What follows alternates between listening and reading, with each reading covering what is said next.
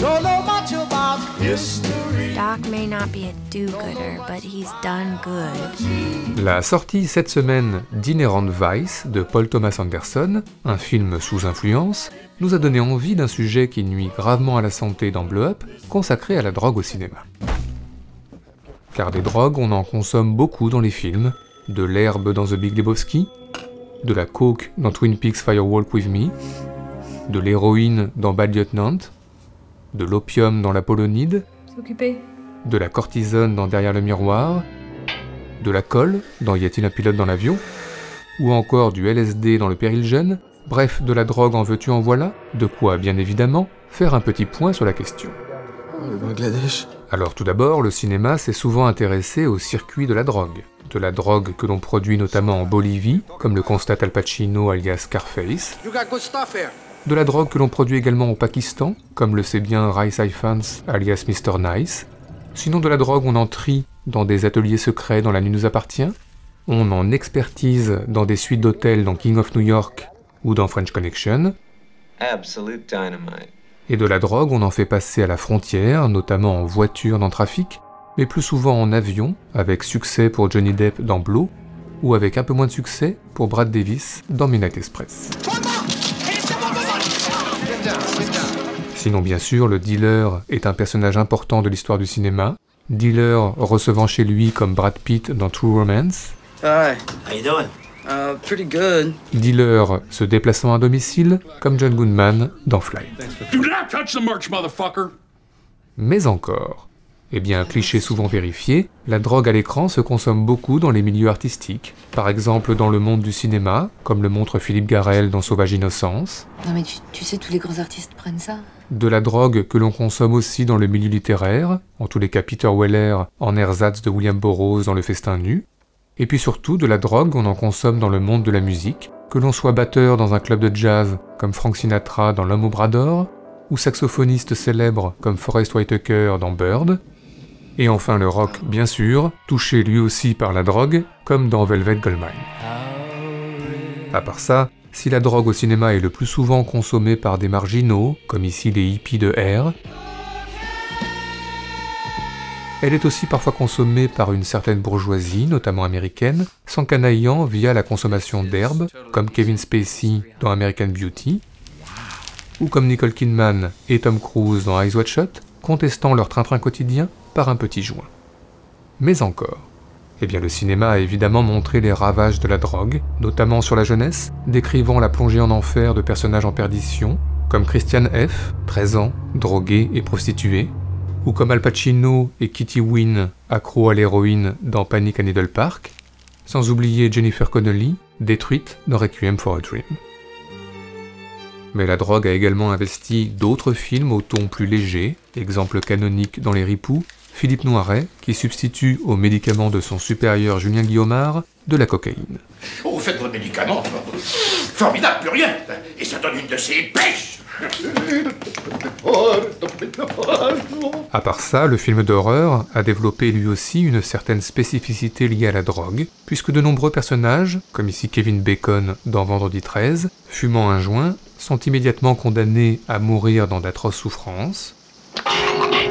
Une idée de la punition que l'on retrouve au début des Dents de la Mer, des jeunes qui se passent le joint et un requin qui va bientôt sévir, tout comme dans La dernière maison sur la gauche de Wes Craven, ces deux malheureuses jeunes filles parties acheter de l'herbe dans les quartiers malfamés, qui vont du coup le payer très très cher. Oh shit. Enfin, la science-fiction a souvent fait la part belle à des drogues d'un nouveau genre. C'est dans Blue Sunshine un acide qui transforme en tueur psychopathe. C'est dans A Skyner Darkly, d'après Philippe K. Dick, des pilules qui altèrent la personnalité. Ou c'est encore dans Limitless, Bradley Cooper découvrant une nouvelle drogue qui décuple les capacités physiques et intellectuelles. Mais maintenant, une autre question. Comment le cinéma rend-il compte du trip ? Eh bien, les possibilités sont très nombreuses. Tout d'abord, les personnages ont des hallucinations, comme ici cet Indien que voit Val Kilmer, alias Jim Morrison dans les Doors, jusque-là ça va, mais des visions plus délirantes dans le Saint-Laurent de Bonello, et des visions encore plus délirantes dans Au-delà du réel de Ken Russell. Sinon bien sûr, au-delà des hallucinations, Le trip au cinéma est affaire de mise en scène. Il y a par exemple les inserts et le montage accéléré de Requiem for a Dream. Il y a à l'inverse les ralentis de Drugster Cowboy, agrémentés de surimpressions.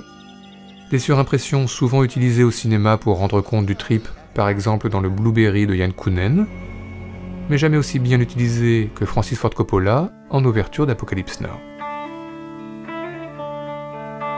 À part ça, le décor pendant un trip peut se dérober, comme le sol dans le Trainspotting de Danny Boyle,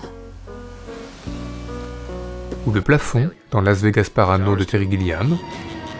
Gaspard Noé, quant à lui, a filmé au début d'Enter the Void, après ce shoot en vision subjective, une certaine idée du trou noir. Voilà. Sinon, autre possibilité, les images inversées, comme lors de cette soirée dans Les Lois de l'attraction de Roger Avary. Le recours au flou dans Air ou aux couleurs vives dans Macadam Cowboy sont aussi souvent bien pratiques pour traduire le trip, tout comme le recours aux images 16 mm granuleuses dans cette célèbre scène au cimetière d'Easy Rider. Bref, de nombreuses altérations de l'image ont été proposées, même certaines plutôt discrètes, comme ici dans le Scarface de De Palma, ce mélange de travelling avant et de zoom arrière au moment de sniffer de la coke. Enfin, le split screen a parfois été utilisé pour rendre compte de cette réalité altérée, et là forcément, Jean Dujardin, dans OSS 117, Rio ne répond plus. Mais à la fin, tout cela se termine toujours à peu près de la même façon, le silence et le bad trip, le very bad trip, le very, very bad trip. Enfin, terminons cette évocation par les films visiblement réalisés sous drogue. Jerzy Skolimowski, par exemple, n'a jamais caché avoir conçu Le Cri du sorcier sous influence constante, tout comme Alejandro Jodorowsky, célèbre exemple pour sa délirante montagne sacrée, tout comme Nicolas Winding Refn pour son contemplatif Valhalla Rising. Enfin évidemment, les Beatles n'étaient pas tout à fait clean lorsqu'ils ont composé et enregistré leur Yellow Submarine, et encore moins quand ils en ont fait un film. Bref, de la drogue devant ou derrière la caméra, on en consomme décidément beaucoup au cinéma. Même Nanni Moretti dont a pris le lait lorsqu'il découvre l'élection de Berlusconi à la télévision. Marijuana. Que vuoi fare? Même Woody Allen dans une soirée new-yorkaise dans Annie Hall, enfin presque. Et même Charlie Chaplin, par erreur, dans les temps modernes. Tout ceci nous a donc donné, comme d'habitude, des envies de classement. C'est donc parti pour notre traditionnel top 5 subjectif, celui de nos meilleures scènes, dramatiques ou pas, liées à la drogue au cinéma.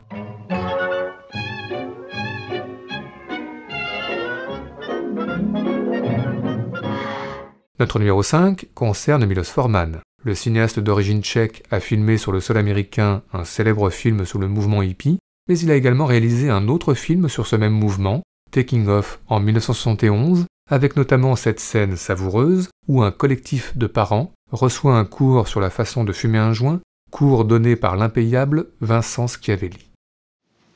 This is a joint. The joint has two ends. It has one end which is rolled shut and another end which is open. Take the joint with the open end facing you firmly between your thumb and index fingers, like this. Do you know what I'm saying? Then you take it and put it in your mouth, like this. Then you take out a match, you light it, you put it to the end, and you inhale very deeply, like that. And as you inhale, curl out the edges of your mouth so that you let in a lot of oxygen along with the smoke. It is very important to get a mixture of grass and oxygen. After you inhale, do not exhale immediately, but inhale very far into your back and hold it in with your diaphragm for a count of 10.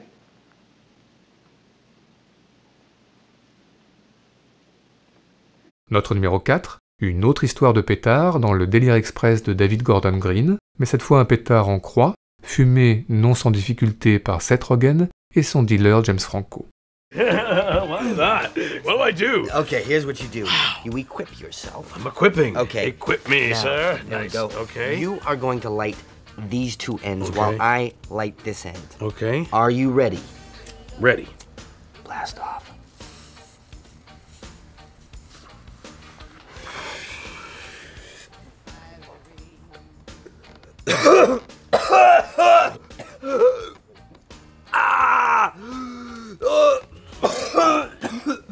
I'm gonna do it. Go for it.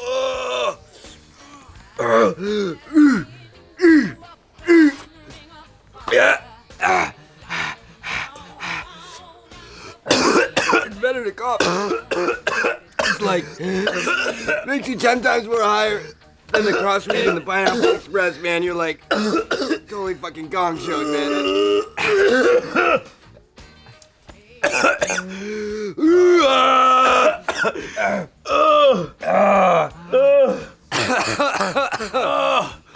Notre numéro 3, certes le film Trip le plus célèbre reste sans doute Easy Rider, mais il ne faudrait pas oublier, 2 ans plus tôt, le judicieusement nommé The Trip, réalisé par Roger Corman avec Peter Fonda déjà, sur un scénario de Jack Nicholson, mais oui, avec un attentionné carton d'ouverture, et donc de très très psychédéliques scènes de trip en pleine rue.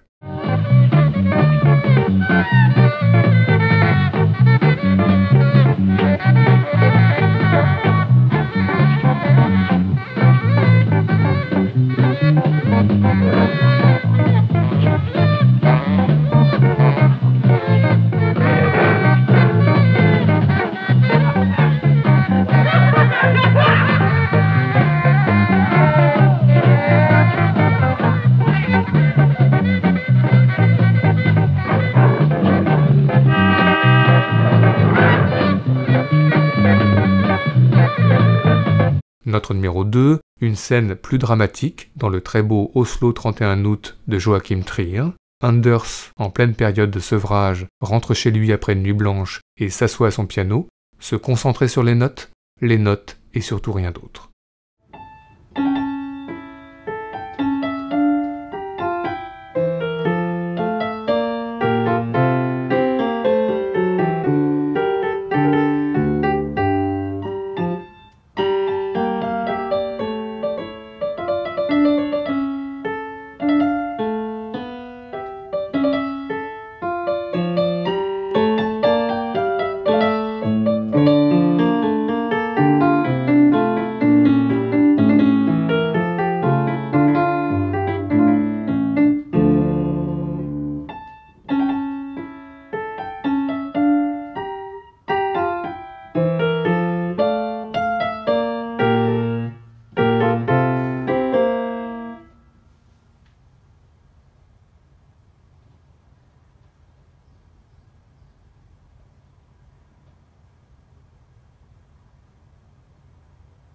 Enfin, notre numéro 1 est pour nous une évidence, Les derniers instants d'Il était une fois en Amérique, l'ultime film de Sergio Leone, avec un Robert De Niro qui se perd dans une fumerie d'opium entre passé, présent et futur, le tout sur la musique d'Ennio Morricone.